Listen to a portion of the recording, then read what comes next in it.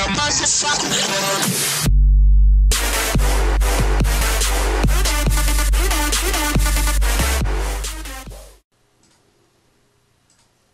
this is Leech83, how we doing? Welcome to a new episode of Celtic's Road to European Cup on FIFA 16 Career Mode.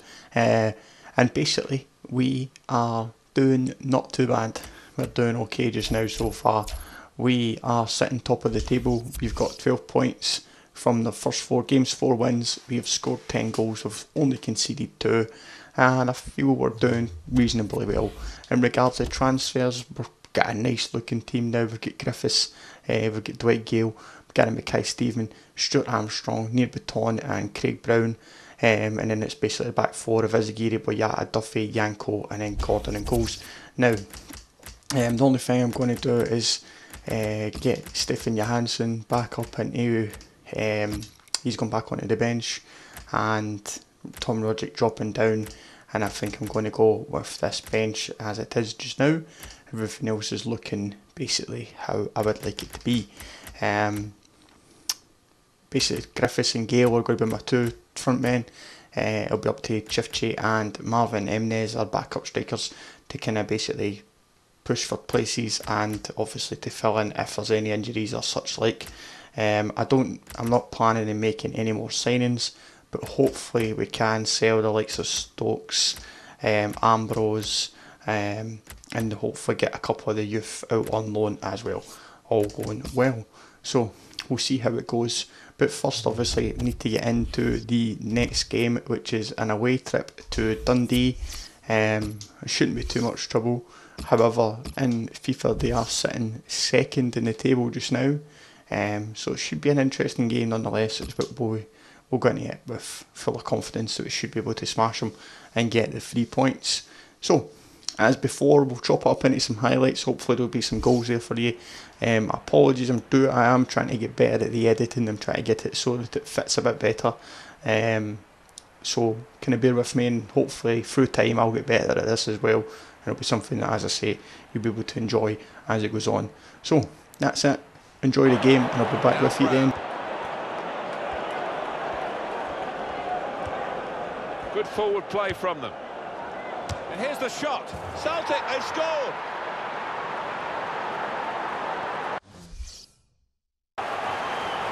Here's Brown.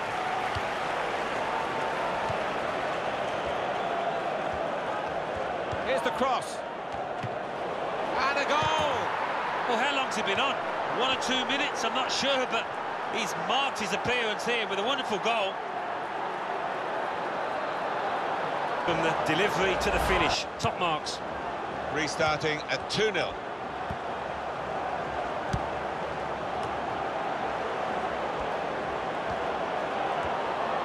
And here's the shot. A goal for Celtic.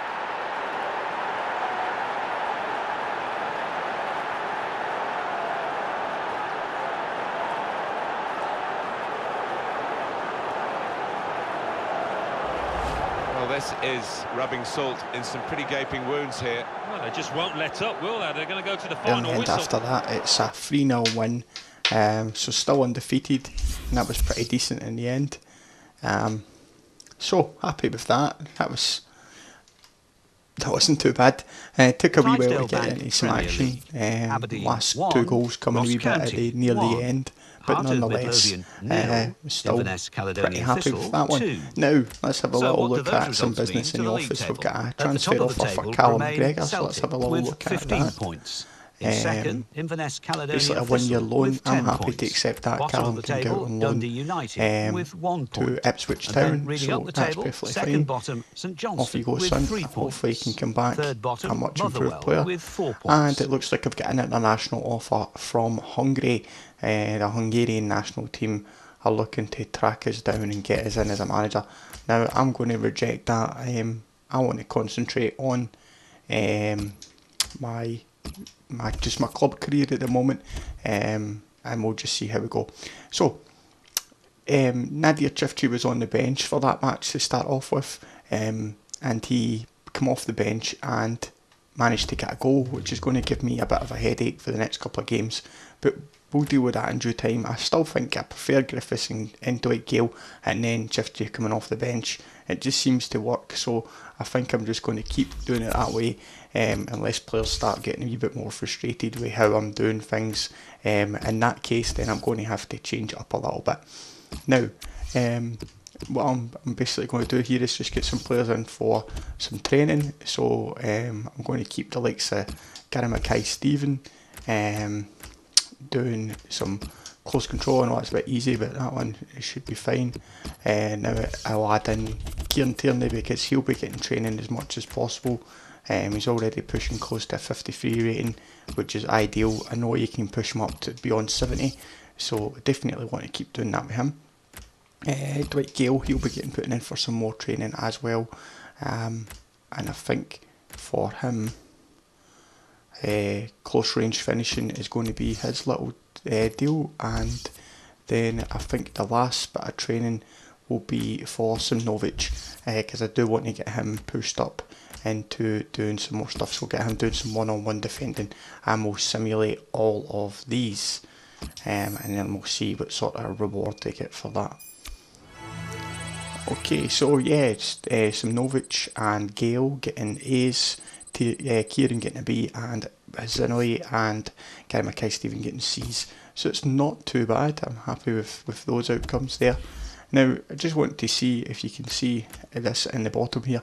Joseph Simnovic, each time you do some training and you put up their rating, or if their rating and what have you gets up, you're adding on money to their value as well. So his approximate values went up about 8% for Simnovic, nothing more for Dwight Gale. 20% already added on to Kieran Tierney's value. I know he's only worth 60,000, but he'll be worth a wee bit in time, so he's definitely one for the future. Gary Mackay-Steven's got no change, and no change to Zenoi as well. But it's good to see that what you're doing has actually got a benefit as well, because it's got an overall lasting effect on your players. Now we're just going to go and finish the transfer window. I'm not planning any more dealings, but as I said, I was hoping to get rid of a few guys, so we'll see how that goes. Callum McGregor's been loaned to Ipswich, as we know. That's perfectly fine, so let's advance time. This is one of the longest days to get through, if you're not doing any business, but I'm as I say, I'm happy with the team at the moment. Maybe make another couple of dealings in January, but at the moment I don't need to force anything, so in that case I'm just going to let it play through, and that should be fine. Now, in regards to you guys, I do appreciate if you guys could leave me some feedback and let me know what you think of this so far. Some money in for Anthony Stokes, which we'll take. I'm happy for him to go, so we'll accept that from Bournemouth. He can go out to them. Yeah, so as I was saying, you can let me know what you think of this series so far. It is obviously something new for myself, but the feedback from you would just help me obviously improve it as we go forward. So confirmation that Tony Stokes is away, and now we've got some money in for Fiasa Keller, so I'll accept him to go out on loan to Shamrock Rovers. I'm happy with that. You can go, son, and get some game time hopefully, and let's push on through time. As I say, this is a bit of a long day to go through, so I'll try and get through it as quickly as possible. It's a bit one of those days when you're not doing anything, it's kind of boring, but as I wanted, I'm getting a lot of my youth out on loan. Joe Thompson, you can go out. I'm happy with that, son. You go out to Bray Wanderers and you apply your trade, wee man. Okay, 2 more hours left to go. Hopefully it won't take that long. In time, Effie Ambrose. Somebody putting in money for Effie Ambrose. Las Palmas, you silly people. You can take Effie Ambrose if you want to take that risk. I'm happy with that. On you go, son. Get out. Getting rid of the bomb scare himself. I don't mean that as a terrorist point of view, I just mean he's fucking hopeless. If you're a Celtic fan, you'll know exactly what I'm talking about. Anyway, looks like Effie Ambrose is off. I'm going to finish the rest of the day, and then we'll get into the office and we'll clear up the last wee bits of business, and we'll see what's going on. Okay, so Effie Ambrose went. to Las Palmas for 1.3 million, and I get 1.1 million back from that as well, so that's pretty good. And basically just the scouts doing some more shit for me from their scouting missions. Now let's progress through it and see if we can kick on to the next game. It's just the scouts giving me some updates from Russia and England. I'm not too bothered about any of those people just now, so let's jump right into the next game against Kilmarnock, and hopefully we can continue this unbeaten run and get another 3 points on the board. Well, we're at it now. As I said with the team, I'm happy with the starting 11, so I'm just going to keep that same 11, and again I'll chop up some highlights for you.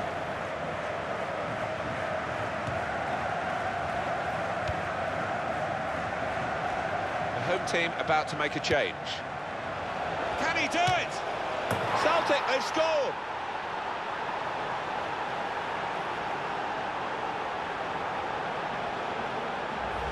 And the keeper's got no chance because he's hit it so hard to his right.